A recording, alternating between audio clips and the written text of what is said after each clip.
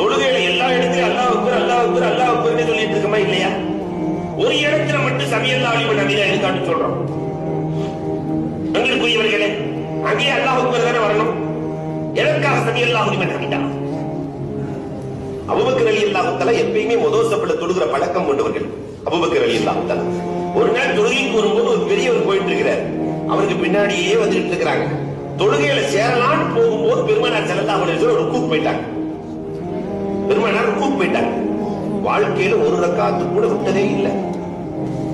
அன்பிற்குரியவர்களே, அப்ப எப்பயுமே முதல் ரக்காத்துல நின்று இருக்கிற அபூபக்கர் ரலியல்லாஹு தஆலா இன்னைக்கு ஒரு ரக்காத் போயிடுச்சு. மஸ்பூக்குங்கிறது வாழ்க்கையிலேயே இல்ல. அபூபக்கர் ரலியல்லாஹு ஒரு ரக்காத் போயிருமேங்கிற பதட்டத்துல அல்ஹம்துலில்லாஹ் இந்த வார்த்தை அரிசிட்டு சென்றது. ஜிப்ரீல் அலைஹிஸ்ஸலாம் வந்து பெருமானாரை ருக்கூவிலேயே பிடித்துக் கொள்கிறாங்க. அபூபக்கர் ரலியல்லாஹு வந்துட்டு இருக்கிறாங்க. அவங்க வந்து சேர்ந்ததுக்கு பிறகுதான் எந்திரிக்கணும். இந்த அல்ஹம்துலில்லாஹ் அவங்க சொன்ன அல்ஹம்துலில்லாஹ் அரிசிக்கு கேட்டு விட்டது, அல்லாஹ்வுக்கு கேட்டு விட்டது. அதனால நீங்க எந்திரிக்க கூடாது. அப்பதான் பெருமானார் ஸல்லல்லாஹு அலைஹி வஸல்லம் சொல்லிக்கிட்டே எந்திரிக்கிறாங்க.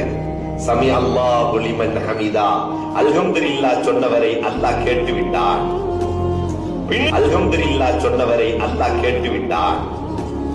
பின்னாடி இருந்து அல்ஹம்துலில்லாஹ் சொன்ன அபூபக்கரே, உங்களுடைய சப்தத்தை அல்லாஹ் கேட்டு விட்டார்.